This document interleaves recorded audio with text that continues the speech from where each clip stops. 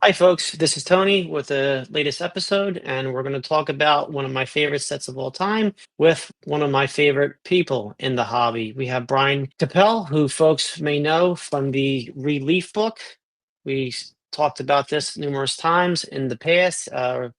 Brian has been doing presentations to his Saber. He's been on Tony's Southern Collectors channel talking about it, and he has his own Instagram channel, his own Instagram page, which I started talking with Brian. Brian, welcome to the show. Thank you so much for joining. Yeah, thanks for having me. I'm excited to talk about something other than Leaf. Well, and Leaf too, right? Yeah, so why don't you talk about this cover? I mean, it's a pretty popular SMR. Yeah, it's funny. It's when you start going through and kind of hang your hat on one card set, you kind of get known. Oh, you're the Leaf guy. You're the Leaf guy. You're the Leaf guy. And I'm like, no, there's more to the story. So this is a fun little bit of history that you turned up. That going back a lot of years. I didn't realize it was as many years as it is, but 17 years ago, a little project that my father-in-law and I did, that, one of those things you kind of go back on now and you're like, wow, that really kind of set the tone for the Cracker Jack market that is today. And you look back at what we were able to do back in '07, '06, and how it came to market and everything like that. And it was an interesting time in the hobby, but then also just quite the journey of finding a way or making a way in order to get both the 1914 and the 1915 Cracker Jack sets completed at the same time without really going to any major shows, but kind of using the boards like Net54 and then eBay as the primary kind of ways to kind of assemble the set. So I did read the article. I purchased this SMR book initially because I was interested in buying my first Cracker Jack card, which ended up being a 1915 Smoky Joe Wood. And I wanted to learn more about the set. So I picked up this SMR in addition to an issue of old cardboard. And but I picked up the old cardboard. I actually had it in my collection. It's from fall 2006 because it has a nice article about leaf cards, which I'm sure you have read this multiple times too, and may have even used it for reference because our dear friend Ted wrote it. And it was nice because it gave me more information about the Cracker Jack set because this SMR article is about the journey that you and Gary made, traveled, uh, Yeah. putting together not just the 1914 Cracker Jack set or a 1915 Cracker Jack set, but both Both. simultaneously. And it was over about a 2-year span. Yep. And then, you'll talk about the beginning and the end of that, and then where you stand now with that. So we're gonna flip through this article a little bit. Folks can I'll have a link to it because this is readily accessible on the PSA website for both the 1915 and 1915 Cracker Jack pages. So walk us down how this started. I mean, please, this is like mind blowing. Well, That's the way to. I think it was the perfect storm of things really because I kind of had, and I talk about it in the Leaf book, but I grew up collecting cards and through the '80s and early '90s, worked at a card shop and everything like that, and kind of put the all stop on getting newer cards and really kind of focused primarily on vintage cards.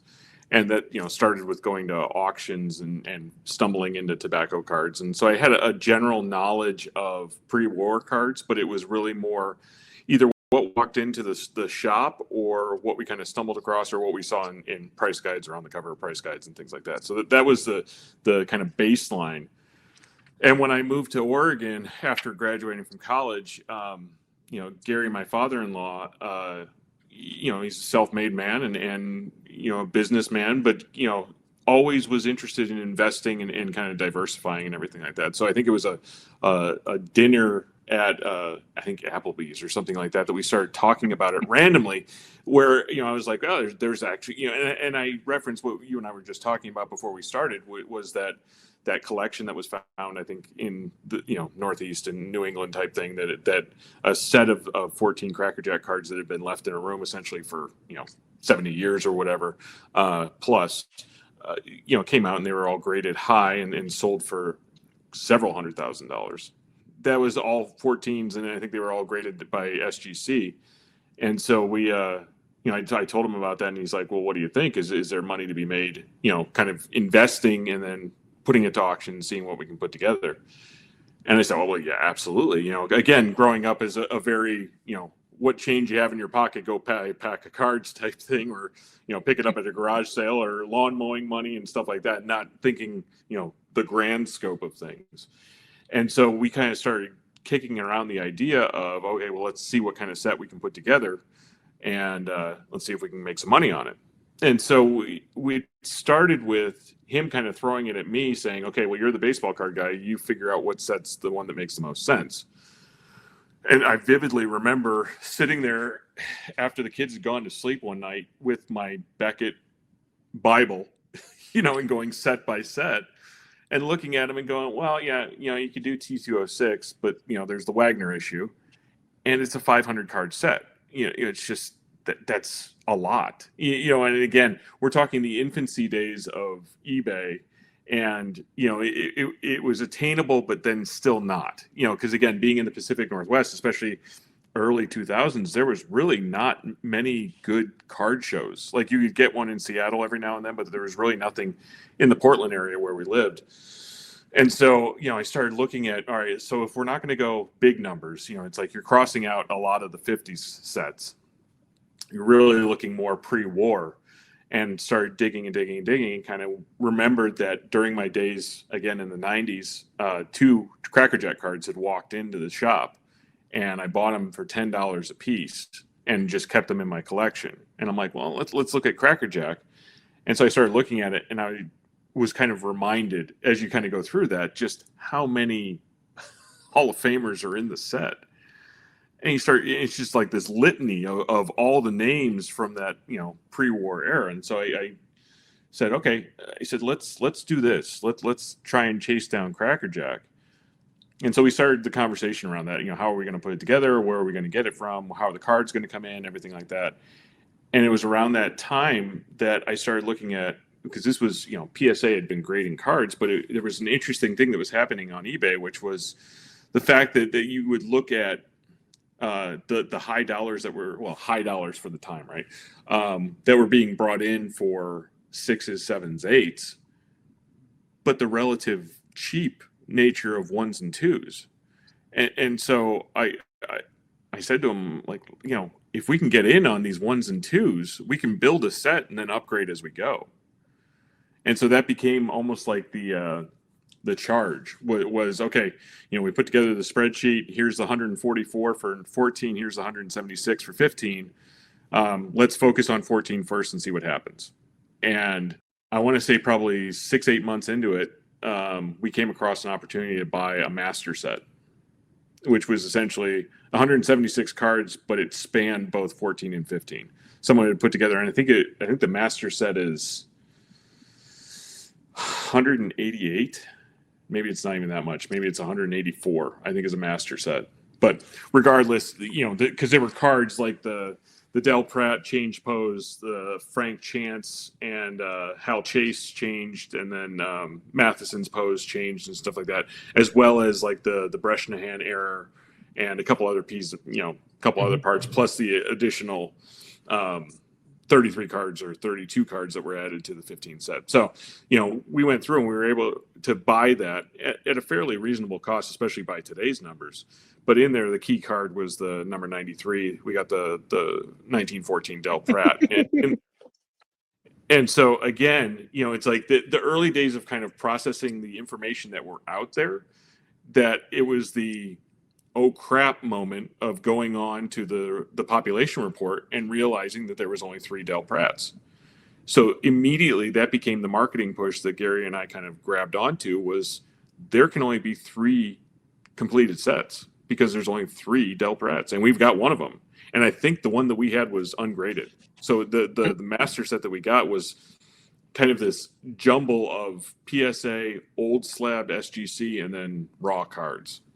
And so, again, back to the because it's Gary's superpower is being super organized when it comes to, he was actually, if you sit down and you talk to him, he was one of the first people to actually test Microsoft Excel in its form. So it's like the man knows his way around all of the organization. And then you've got me, who's just kind of a loose cannon being like, baseball card collecting. So he was able to kind of keep the reins on everything as far as keeping it organized. But it was really on kind of both of us that it was like, okay, there's the heavy lift of kind of filling in the holes. And then there was the shared lift where, we would call and we would talk, I would say every other day of, hey, I found this card. What do you think? Is this a good price? And so we would Hmm. bounce it back and forth that way. And that's how we just kind of hammered through building it. But when we got in the master set, we you got to the point where it was like, okay, well, we've got, let's say 60% of the 14 set done, but we've got now 40% of a 15 set. Let's just go for it.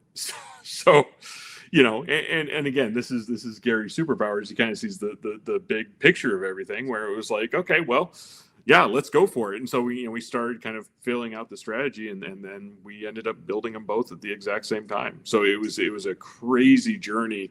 It was a lot of fun for me because it was a moment that I had been kind of removed with the kids and stuff like that from the collecting hobby for a while. And so this was my jump back in point of, okay, well, there was no Net 54 when I was a kid. So, using the internet as kind of a tool to kind of get out there and actually start connecting with people and what cards do you have? It became almost like the interactions that you would have at the old school card shows, where you would walk around and be like, oh, what are you looking for? Oh, what do you got? And hammering out, trades and purchases and stuff like that. And really trying to, leaning in on what I love about the hobby, which is the hunt. So, Yeah, I used to use Prodigy back in 90. I started in 92 or 93, and that's how I sold my first card. And we met at a local diner, the Melrose Diner. And yeah, so I know exactly what you're talking about when it comes to buying cards, because we're almost the same age. And first that I put together was 1986 tops, nice. quite different than this. So with Gary's background and him having a thing for investing, but not being a sports card collector, what type? I mean, and he knew you had a background in cards, and you worked at a card shop, and you also collected, and you were also setting up the shows selling cards. But even though the shows weren't far and from in between, did he just have a leap in faith in you to go Um, for something like this? Because this is a very unusual investment for someone who's used to totally. using, yeah. Yeah. So Yeah. how did that go? Um, he's wise in the ways of seeing things like not just at face value, but kind of digging a little deeper onto it. And so, Hmm. there was I mean, how about this? We didn't have any formal boardroom presentations or anything like that. No pie graphs were involved, but there was um, let me walk you through this. Let me send you the articles. Let me show you that there is money changing hands on this. And if you're willing to if you want to chase it down, that there's, potentially money to be made if we can pull this off. And so I think that was the allure. He's a sports fan, and I think that's the Hmm. thing is, he's a baseball and football and basketball. He's well versed as being a sports fan, so there's an appreciation there. And oh man, like I said, that haircut, that's in the old peanut butter and jelly days where it was just clippers in the bathroom and call it good. Just shave it all off. Yeah, no, so it just kind of became this kind of shared kind of adventure of kind of exposing him to something he had never seen before, but he saw the potential in, hey, there's actually there's a market here. It's something, it's a non-traditional thing that people are looking at. So let's give it a run and see if we can, make some money at it type thing. So if I'm thinking back to 20 years since it took place, and the planning, I guess, is around the 21-year ago mark, I would guess, right? When you started talking, when you had the conversations, or were the conversations just right at like 20, right at 2006 about? It's probably 2006. So, I mean, we're Okay, probably at kind of that yeah, threshold of about 19, 20 20. years. Yeah. So Okay. I mean, because it was I'd characterize it kind of like I characterized the Leaf set, where it was a passion project. Yeah. Um, I bring my horrible thriftiness and just cheap nature to everything. So it's like I'm not going out there looking to spend, top dollar for everything. I'm just trying to get stuff in the house because that's the most important piece to me. It's like it can always be Hmm. upgraded, but it's Hmm. like you kind of have to dip your toe in and see what the acquisition kind of gateway is first. And then once you kind of get in, then you're like, okay, now I got a feel for the market. Now I know what's a bloated price and what's a decent price. That's kind of how we approached it. And that's why when the master set came up, you start doing the per card price of that. And it made total sense. It was like, all right, so if we're averaging, I think it was like $75, $80 a card, then it's like this is a no-brainer because you're getting a Cobb, a Jackson, you're getting all the heavy hitters because it's a master set. Now, some of those were 15s and some of them were 14s, Yeah. but regardless, they're in the house. So it became a very easy way to kind of get into both. I think the Hmm. alignment on that one was that both the Cobb and I think the Cobb, the Jackson, and the Matheson were all 15s. That's what it was, because the Okay. the way that the Jackson ended up, it's a gorgeous card. It was off center, but this is predates you know any of the qualifiers. It was funny because Hmm. the conversation that we had with Joe Orlando at the PSA office when we brought everything down to get it graded was this idea that caramel stains were actually authenticators. So, which didn't go over super well, but I'd like to say that, maybe there's a chance that after that meeting, they were like, maybe we should start, qualifying some of the things. Yeah. So there it is. So it was a Hmm. two off Yeah. center, but Which, ultimately at that card. And it had I guess it had some residue, some rubber cement or something like that on the back, which defaulted it to a two. But if someone were to take a hold of that now, and again, this is where you and I were talking before, I don't know how many of these cert numbers actually still exist that someone didn't mhm. take it out, resubmit it, and now, that's a five or something like that. So, So with the initial conversations, because reading this SMR article twice in the last week, it started out as kind of as an investment solely. Then it grew into a collecting experience that you and your father-in-law shared and enjoyed. Uh, when it came to the ROI aspect, did you look at price guides from like 5 years before, maybe a 2000 magazine, a 2000 standard catalog baseball cards or an annual Beckett and then compare them to the most recent one? Or did you get a hold of past actual sales for multiple cards in each of the sets? yeah, so that was the research aspect that both Gary and I did, is that you kind of start digging in. You know, I always like eBay past sales and sold. Like that's always been my Hmm. favorite button to hit because I think that's real time feedback as far as what things are going for.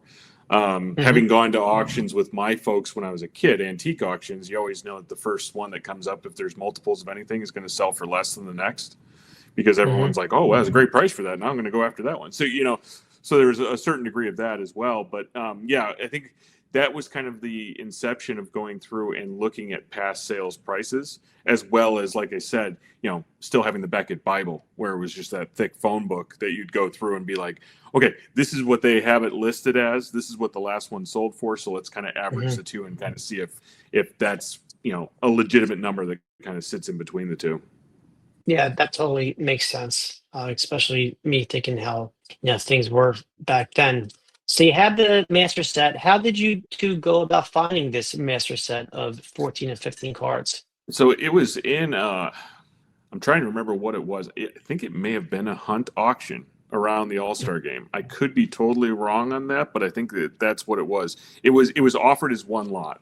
And so it Okay. was a frantic phone call from myself to Gary, and Gary kind of took it, did his numbers on it, and is like, "Yeah, I think we're good to go with this." Again, I'm a design guy, so me and Hmm. numbers, you want to keep us as far away from each other as you possibly can because it's just like I'm the one who's coming up with things and being like, I think it works this way, and it's like, no, you forgot to carry a zero, or anything like that. So it's just like, um, but he's kind of got that analytical business mind, being a real estate guy and being a guy who's, you know, got it, you know, kind of cut his teeth in the business world. So that him bringing that very analytical sense to it, kind of brought the whole idea of investing from it. And I will say that, you know, the work that we did on this, I learned a lot from kind of the investment age or the investment side of cards and that ROI, you know, that I think is something that gets lost in the glitz and glam of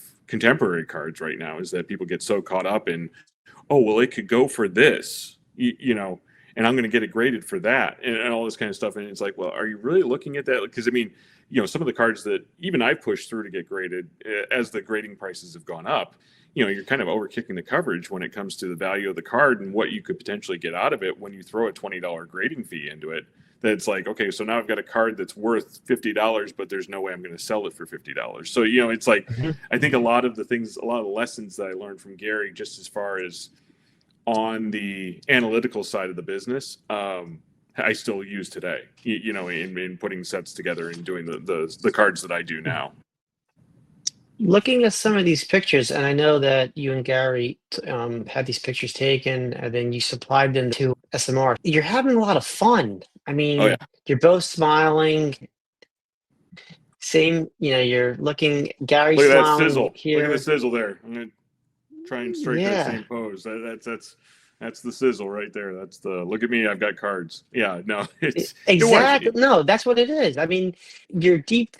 I mean, you're deep in thought. You can, you know, Yeah, see, and you totally got deep. all, and you got, and you have all these slabs here in front of you. I mean, it could be overwhelming at times, but I think with you having Gary and Gary having you, you kind of complemented each other with your strengths to keep everything sane. Because Yeah, doing one or the other, but doing both, that can get insane quick. And yeah. but I think you help each other out. Oh yeah, absolutely. And I think that's the thing is being that we had a goal in mind on it, as far as getting it to auction, getting it sold. I think that kind of helped with the that was the North Star, was kind of keeping it in that context, you know. And again, you know, his background in that business world and then also in the real estate world, you know, he kind of had that, you know, okay, we're not just buying this to hold it, we're buying this to inevitably sell it. And so we need to kind of, you know, make sure that we're maximizing, you know, so let's call it, we'll put it in the real estate term, we're trying to up the curb appeal as much as we can so that when we've got a product to sell, it's going to be, you know, the best product out there. And that's where we talk about the upgrading too, because Yeah. because the article stated, and also you told me off camera that you did upgrade a few cards. Can you tell us a little bit about that process? Yeah. So, you know, you've got the Walter Johnson up, and the Walter Johnson is probably my favorite story of the whole thing because, you know, again, this is back in the earlier days, maybe the first 10 years of eBay. And during those days, they weren't correcting people's titles very much. So I would say, I don't know, conservatively, 10% of the cards were bought off people's spelling errors or not knowing which cards were. And so, you know, yeah, I mean, there's a Walter Johnson 2, but we also have the 4. And I think the 2 was actually bought as a Cracker JCK, like they left the A out. And so I would go through almost religiously in the morning. I would go through and get on eBay, and I would put every combination of misspelling of Cracker Jack that I could find in there. And I want to say that I got the Walter Johnson. They had it listed as a 15. It was a 14. They had it Cracker Jack spelled wrong, so I think we got it for next to nothing. And then I did it the same with a John McGraw and a Smoky Joe Wood. So I would go through all the time. And then there was also, actually, there was a bunch because there was an Al DeMarie that I did that someone had it listed totally wrong. And so there was probably a good 10% of the cards that I got off of people not being able to spell or identify the cards correctly. Going by the certs, it looks like this was purchased raw because Yep. Yeah, because it falls in line with you the 08 too. Yeah, and so yeah. you know that's it's funny because, you know, again, now with this great community that we have on Instagram and Facebook and everything like that, it's fun for me to watch people post things on the on the cards on the Cracker Jack cards and just look for that 08 too, because I know that there's a chunk that were all Yeah. done at the same time. And then Yeah. if they were in there, then that's one of the ones that kind of passed through our hands type Hmm. thing. Yeah, so it's I think our cert numbers fell 065 and then 082 were kind of the spans that we had, and then there was a couple that kind of fell in there. So I think that 14 uh, Wagner was one that fell outside of that. Mm. 073. So, 073. so maybe they did. It was funny because I think we sent them off in batches because I know at one point we actually went down and sat with Joe Orlando at the PSA office in Orange County, and we brought down literally brought down two suitcases, and the cards were in the suitcases. So we sat in a boardroom and popped it open, and it was hilarious because again, during those days, Joe's sitting there with us looking at it all and just kind of awestruck by everything. I think he actually ended up writing a book about the set and went through and collected it. I reconnected with him a little while ago, put out the Leaf book, and I said, boy, I wish we all would have kept our Cracker Jacks. And he's like, no kidding. So, Yeah. but people were coming into the boardroom just to check out the kind of the spread that we had kind of put out, because again, when you're in the throes of it, you don't really kind of put it up against the wall of, not only did we do one, we did both, and we did it at the same time, and they're just two absolute monster sets. Now it's not T206, but they're still monster sets. And I think that's, Gary likes to say, and he's absolutely right, that we were the first to put them both together at the same time. And then, you and I, before this, looking at the listing and seeing that it was actually the first 1914 set that was on their set registry. Yeah. And that's a good segue into taking a look at some of the information you and I were both able to dig up relating to the auction. So we have both sets. You and Gary decide to sell. Can you walk us through that process? Because now we know after the fact you went to REA. Yep. And we shopped it around a little bit, where we were looking at different auction houses to kind of see which one kind of aligned with it, and went through the players of the day and everything like that, which probably just kind of came up on my initial search, because again, at that time, I don't think either of us were outside of Hunt, because they had a couple of auctions that kind of fell in line with key dates in the baseball season. Neither of us were really doing a whole lot of online auctions other than eBay. And so REA came up, and I reached out to them and talked with their consignment director, and then talked with, like I said, I think I actually did talk to Mastro at the time, and kind of, vetted them to a certain degree and kind of sent them over to Gary to kind of make the final decision, because ultimately it was his investment. And so, the decision to sell is his. The cards minus 214s, they were all his. So it's like I facilitated and stuff like that, but then you kind of have to cut to the chase of the fact that he was the one that made the investment. So he's the one who should be making the calls on when it sells, how it sells, who it sells with. And so he struck up a really good conversation and a really great relationship with REA. And so that's ultimately where both sets ended up. So looking at the end date, which is Saturday, May 3rd, 2008, we're about a year removed from the stock market bottoming out due to the global financial crisis. So if I remember correctly, the market started to rebound in March of '08. So you're a couple months past the market starting to go back up a little bit, and the economy. So you settled on this date. Was there any concerns about, when it came time to sell, doing it in 2008 versus 2009? I don't think so. I don't think Okay. that we were 100% cognizant of that. Of course, hindsight being 2020, looking back on Sure. it, held it for 20 years and we could have been millionaires. No, sure. No, I mean, But because you had a lot of money also tied up too and into that's the this. other part of it too. So I think if you put it in the gambling vernacular, it's like, when are you going to cash in your chips? And I think this was the best path for cashing in his chips, because again, he did have money tied up in it, and it was a good avenue to do it. And I still stand by the picking REA was the right platform for it, and definitely got us into the collectors' eyes that it needed to get in front of in order to have a successful sale. So I don't think there's anything that, looking back on it, there's, of course, there's the collector side of it, which is oh, I wish we'd have held on to everything. Yeah. And then there's the investment side of it, which is, if you can pull out what you put in, then great. If you can make a little bit more, even better. But in Hmm. those kind of tumultuous times, and again, the fact cast against the fact that he was in real estate, active in real estate, and real estate had taken it on the chin in 2008. Yeah.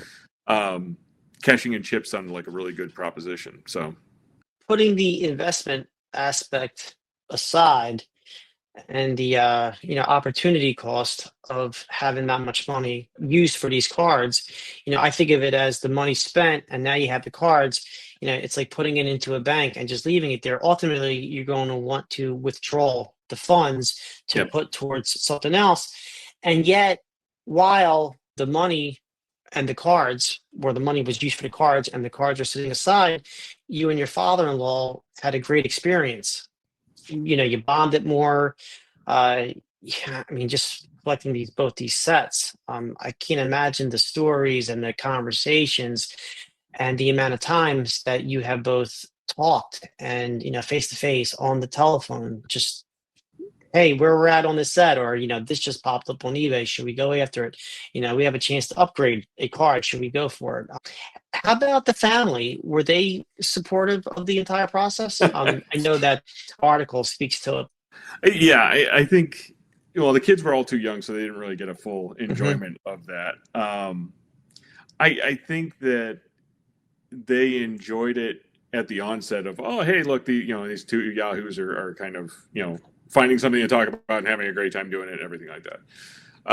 I do think that both of my mother-in-law and my wife are saints in their own right for having put up with us, because I think at every family get together, at every conversation, stuff like that, when it tumbles down the hill into hey, did you see this on eBay? Oh, what about this card? We need to go after this. All that kind of stuff.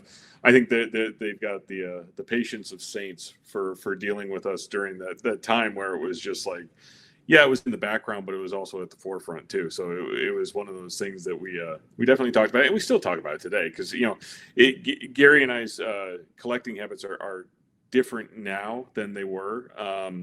He's still very much in kind of that investment strategy, and now that he's this was kind of like I said, it was his dip of the toe into the kind of the pool, and he saw, especially through as all of us did through the pandemic and everything like that there were a lot of people that were spending a lot of money on cards, and how that equation kind of changed in the 15-16 years since we had done this.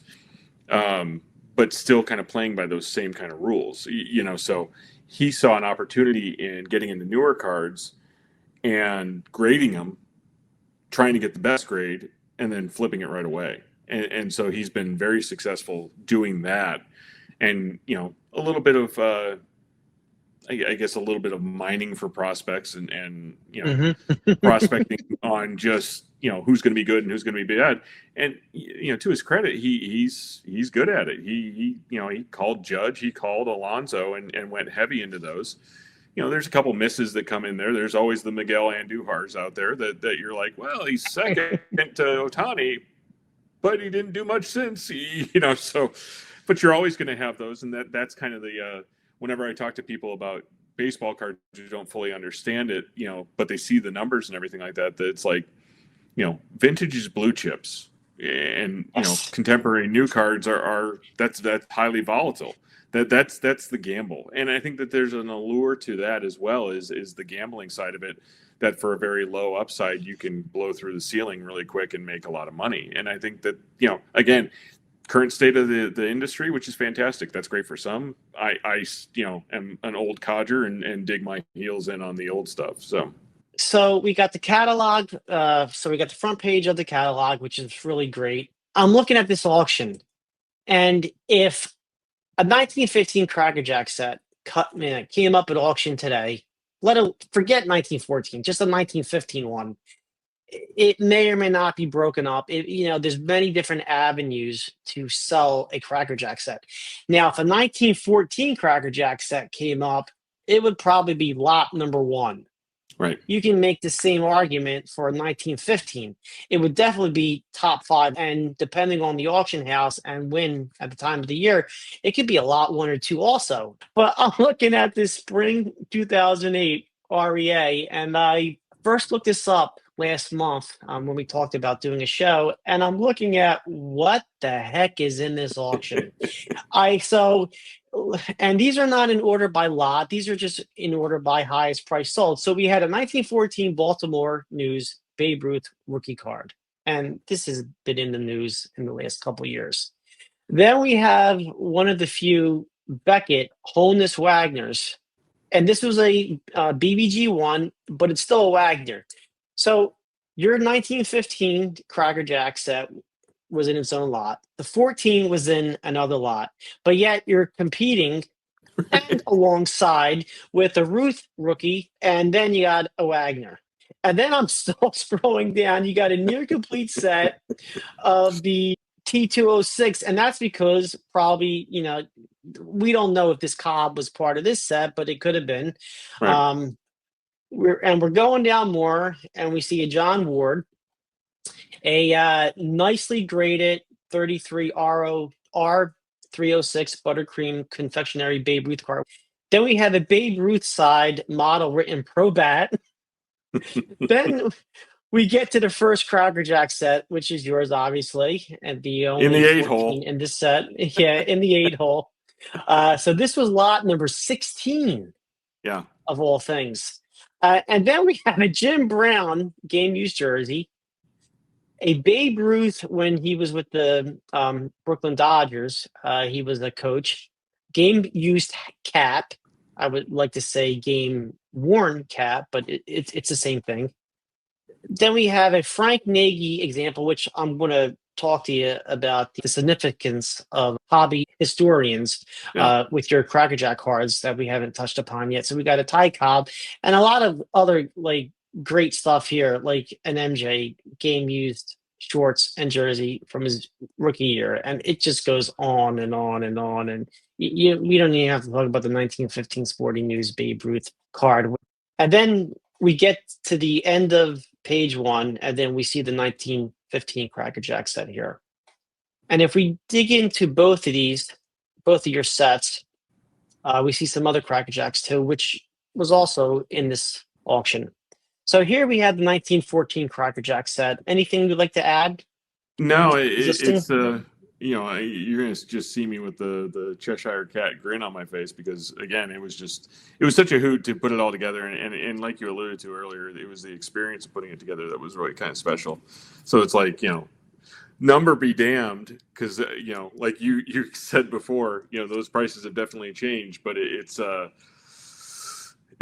was a lot of fun to put it all together. So again, looking back on this page, because I do from time to time go back and take a look at it, and it's just like it was quite an accomplishment to kind of put them both together and then just kind of see it presented this way. It's a lot of fun. I don't really want to get too much into prices, but just to give folks an idea from what was going on in 2006 in the hobby. So in 2006 or so, PSA 3 Honus Wagner was about a $3,000 card, and the last one sold not too long ago for $24,000 rounded. So it just gives you an idea about the multipliers, and the same pretty much goes for the 1915 set. Just not as much in terms of the multipliers. You also mentioned that after the fact, or maybe even before, you were able to trace some of these cards here to prominent hobby historians and early pioneers. Yeah. So a lot of the that master set that we talked about before, those Hmm. older SGC grades, when they came in, they were Nagy collection. And so they actually had the call out on the actual slab itself. And I think most of those, if they didn't make the final cut of what we submitted to PSA, they were then sold on eBay. And so I was going through before you and I talked, I was see if there was any other gems that I had on the hard drive or anything like that. And I did find the scans that I did, which I did 4 up because I had I think I did them at work even.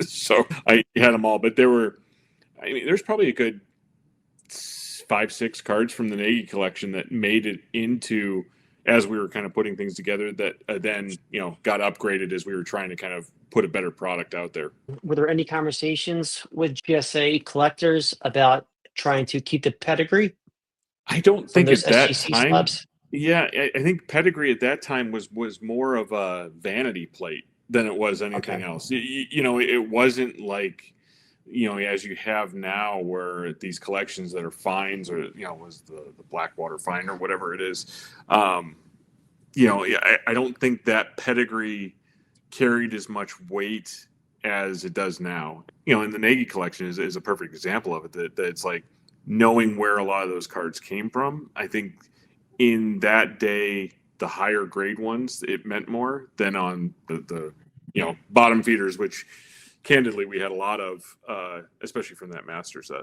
Speaking of grades, we did speak about the PSA set registry, and I mean, even you and Gary had the first 1914 Cracker Jack set graded, the complete set in a PSA set registry. And that's impressive. And even after all these years, you're still ranked very high. So if you look at the 1914 one where we're at now, you're ranked eighth. Yep. Still, I see one, two, three, four complete sets that are ranked higher than yours. And when I say ranked, I'm just using that term because that's what they use. All right. But you and Gary were the only ones with 100%, and Yeah. that's impressive with the grading fees and with everything that's involved. Yeah. And what's funny about it too is, like, looking back on it, you said grading fees, and it's so funny thinking back on a day when grading fees didn't mean over $10. Like, it becomes a lot more attainable when we were back in the days of the $6, $7, $8 grade, where it was like, oh, it's not that big of a deal, So that definitely wasn't that became, like I said, that was more of the curb appeal plays that we kind of looked at it and we saw the difference in prices that at that time PSA was getting over top of the other grading companies, and we had GAI cards as well that were in slabs that we cracked out and sent in, because we just knew that the sets together would sell better completely graded under one house, and we figured PSA was the best house to kind of put it under. And so, putting it all together, and I guess the funny caveat to that, and where we kind of ended up on the registry, was going into the auction, going into the Edwards auction, we still had holes in the set that we were trying to fill. One of which was the Shoeless Joe for the 14. And so we had sent the sets off for the auction house to start getting their photos taken and everything like that, incomplete. Like, we didn't have it. We didn't have the Shoeless Joe.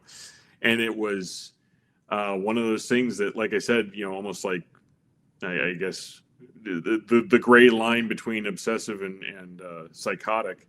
I would get up and I would search, go through that kind of rhythmic search of misspelled and this and everything like that. And then it kind of honed in on the Shoeless Joe. And I think that maybe a week after we sent everything off to get photographed, on eBay, I found 14 Shoeless Joe, and we got it for $4,500. And it won. I mean, it was beat to hell, but it was graded. It was graded PSA, which saved us because we didn't have to send it off to get it graded. Yeah. It was already PSA graded, and we basically paid for it, or Gary paid for it, and then we shipped it straight to the auction house. It was perfect timing. And, I went back on the registry and I'm looking at the all-time finest. I'm looking at the current, because I'm just like wondering, if not for your set that you put together with Gary, how many of these other retired all-time sets would be at 100%? Because I would bet, over time, a lot of your cards from 14 and also the 15 set ultimately went into these sets here. Because I'm looking Oh at yeah. some of these names, and some of these folks are still active, especially this first one. And I see a lot of I see quite a few retired sets too. So, and some of these have photos. So I'm sure we won't do it for this video, but I'm sure if people clicked in there, they can match up the Well, suits. so it's There's a interesting, and you and couple I of had them. talked about it beforehand too. Is that the sets totally got blown apart, which happens. I mean, makes sense. Yeah. And I think it is funny, and that's the solace that I take, and Gary and I have talked about it before too, is that, you know, it wasn't the booming financial success that we had thought and hoped that it would be. Certainly that it would have been now. Um, but it is interesting to kind of, you know, have a marker that sits on the registry like we did, and have those things kind of ever present, that it's like, yeah, it's tough to be the first, right? And we were the first. And so I Hmm. think that those are those kind of legacy plays that, you know, for my, you know, overly romantic artistic heart, you know, those are the things that last longer than, you know, the money and this, that, and all that kind of stuff. But it is interesting that I think as a benchmark for, especially for the market of the Cracker Jack cards, it seemed to kind of set the bar, and it only just blew up from there. Now, the fun thing that, again, you and I talked about is that, you know, I had those two cards that walked into the card shop in the Finger Lakes when I was a kid, and those were my contributions to it. And when I realized that the sets had been, you know, blown up and stuff like that, I started keeping an eye out for those cards, because there was still the 12-year-old kid in me that's like, well, I want my card back, you know. So I Yeah. had always kind of kept an eye out on Cracker Jacks, and always kind of monitored and stuff like that, just to kind of see if by certain number I could find my two cards that I had put in. They were commons, you know, and Hmm. I was able to find one of them. And so I'm still on the hunt for the other one, but I was able to find the one. So I've got my Elmer Netzer card. That was my original card. That what's funny about it is the cert number is this one, and then the Ping Bodie was on the other side of it, and then my 1956 Mickey Mantle was on the other side. So it's a row of three that I've got the bookends. I don't have the middle one. I haven't been able to track down the Ping Bodie yet, and right now I don't know that I'd be able to afford it. So, but yeah, it's kind of funny how, you know, it's the sets are a snapshot of a great shared experience that we had. Jumping into an industry that I think only went up from there, and then you know, for me, kind of harkening back to that kind of the collector habits that kind of define everything, all the madness that I do. So, you know, Hmm. it's a fun commonality thread that Gary and I shared, you know, almost 20 years ago, but still kind of, you know, is ever present in our conversations to this day. Few last questions for you regarding building the sets, selling the sets. Any non-financial regrets? Anything you would do differently? I don't think so, because again, in the time that we did it, I don't know that there was another way to do it. You know, it's interesting because in the time since, you know, I've got the much publicized Leaf set that I put together that was done. Beautiful set. Thank you. It was done in a very similar way for me, where it's, again, I'm not going after the biggest and the best, but if I have an opportunity to upgrade and it makes sense, then I will. With that one, I even probably pulled it back even further, but it was funny because I kind of shifted that. Again, I alluded to the fact that my dad collects antiques and everything like that, and he has engaged a lot more and was a big part of the book writing as well. And so he and I kind of share that kind of collecting to keep type approach now. You know, so it's like, you know, Gary and I's relationship is the collect to invest relationship. My dad and I's relationship is the collect to keep.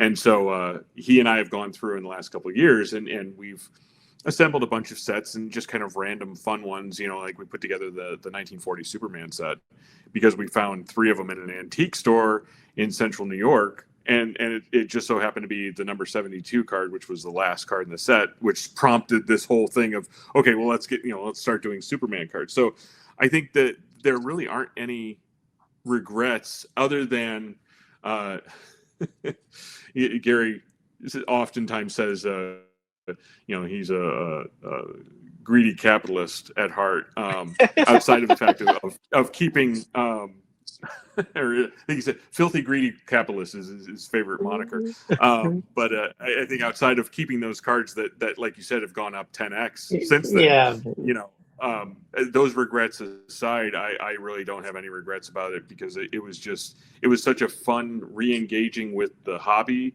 and, you know, having a great time doing it with my father-in-law, and producing something that's going to outlive both of us on that set registry and just in the history books as people kind of go through and appreciate that Cracker Jack set, that we did something that was half crazy, half, you know, amazing, half whatever you want to call it, but it was done.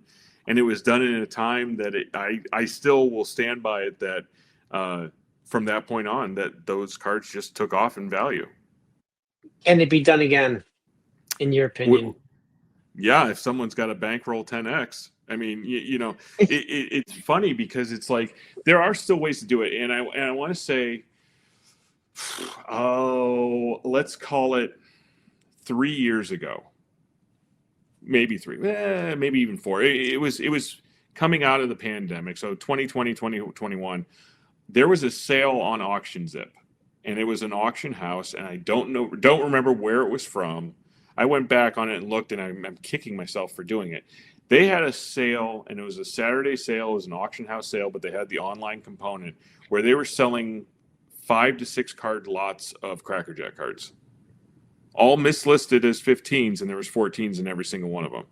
And I think the average price was between $75 and $100.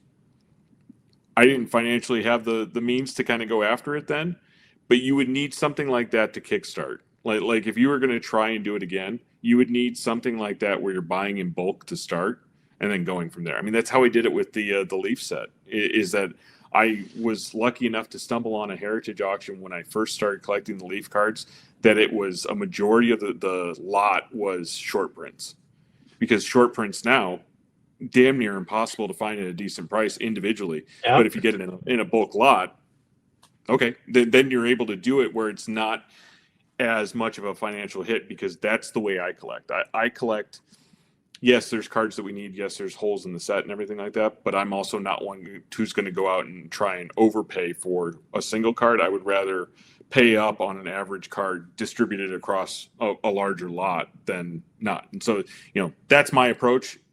Doesn't yield the most sexy cards out there, but proof's in the pudding. When at the end of the day, you're like, yeah, I've got a 14 set, I've got a 15 set, whatever you have. Yeah. It's a better way, I think, to approach doing it. It's kind of how we've done. My dad and I have done other sets too, where it's like if you can find a lot and you kind of can distribute again that cost of getting in, that kind of gateway cost across several cards, then it makes it that much more attainable. Just what you just said resonated with me. I put together the 85, 86 star basketball set, Oh, nice. and I stumbled upon a lot, and I was at the Philly show, and I was just walking around with friends, and all of a sudden somebody walked up to a table, dealer, a friend of mine, and he thought it would be better suited for me, and he let me have it, and it was 15 different team bags.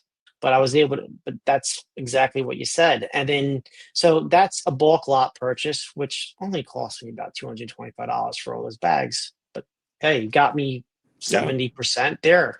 And then with my own Cracker Jack experience, I never thought I could tackle it on. I never thought I could do it. But I did purchase a 1915 Smoky Joe Wood card that's my first Cracker Jack, which we talked about. Then I got into two of my big boy cards in the set, a 1914 Honus Wagner and 1914 Walter Johnson.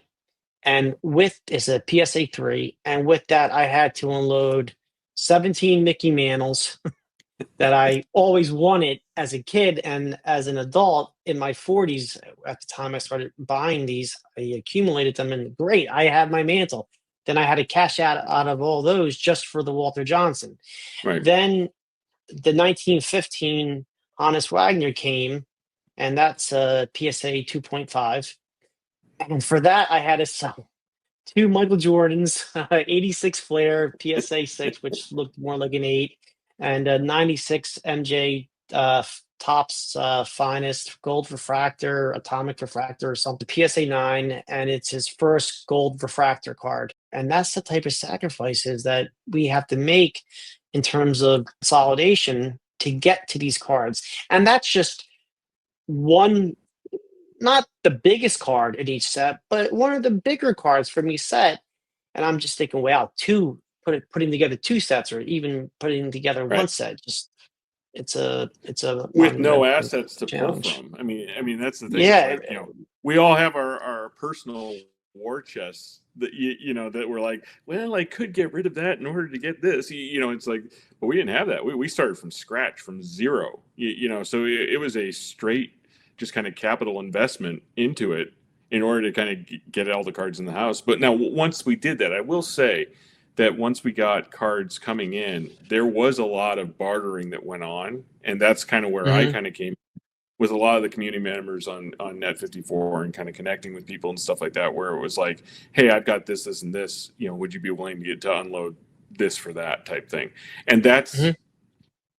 it wasn't done with any of the heavy hitters, but it was done with that kind of either B tier or trying to get as many of the holes in the commons kind of taken care of Yeah. as we could. It's always the cards of the players you don't expect that's going to ultimately Oh hold you yeah. up. Well, And so in a funny kind of non-relevant, apples to apples comparison of it, when I started doing all the Leaf stuff, of course, I was a total Leaf addict when it came down to getting everything. It's like, all right, well, I got baseball, maybe I'll do boxing, and boxing came together so fast. It was actually at a card show in Las Vegas that I was going through, and I had a bunch of the cards, and I was like, well, we're within striking distance. You're talking about 48 cards. So, I mean, those smaller yeah, sets are super attainable. And I was walking around and walked up to a guy, and he had them for next to nothing, like $10 a card, $5 a card. I'm done. Go through, pick up a bunch of them. Was going through his kind of value bins and stuff like that. And he had Sugar Ray Robinson in there. It was horribly off center, but he had it for $40. And I'm like, this is great. Again, my how to approach, I'm go going to for it. buy it and stuff like that. So I take a look at the Robinson when I get it in, and I'm like, wow, that's a really clean card. So I sent it into PSA. I got a 9. And I was like, okay. So sold it on eBay, bought another Sugar Ray Robinson that was already graded, and then basically went back on and was like, okay, here's the 20 cards I need. Bam, bam, bam, bam, bam, bam, bam, bam. Completed set. Okay, done. So then I started on the Pirate set. So Worldwide Gum produced in 1933. What They the world would do. produced the Sea Raiders. All right. And yeah, if you want to bang your head against the wall, try and collect a Sea Raider set, because not only are there 3 different versions of each card, the high numbers are more difficult to find than the low numbers, and it's crazy because it's like there's the Boston distribution of 1 through 24, there's the Montreal distribution of 1 through 24, and then you have a bilingual 1 through 24, and then once you get above 24 to 48, then all the rules go out the window, and it's just crazy. It's madness. But Leaf in 1948, they produced the football set first. Well, they produced That's right. the Pirate set first, Yes. then the football set, then the boxing set.